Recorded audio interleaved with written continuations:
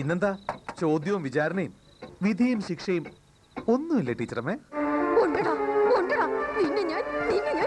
എന്നെ അപമാനിക്കാൻ മാത്രം ആയോ നീ? എടാ നഷ്ടവനെ, കൊല്ലി ഞാൻ നിന്നെ.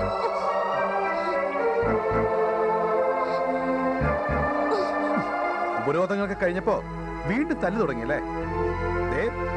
ഇനി അടിച്ചാ എന്റെ കോലം മാറും, പറഞ്ഞേക്കാം. ഇറങ്ങട പുറത്ത്. ഇതേ എന്റെ വീടാ. ഇവിടെ എന്നെ അനുസരിക്കുന്നവർ മാത്രം മതി. പിന്നെ ഇത് പൂച്ചയും പട്ടിയൊന്നുമല്ല. മനുഷ്യനെ ക്ഷീണിച്ചു വരിക, ഒന്ന് ഉറങ്ങണം.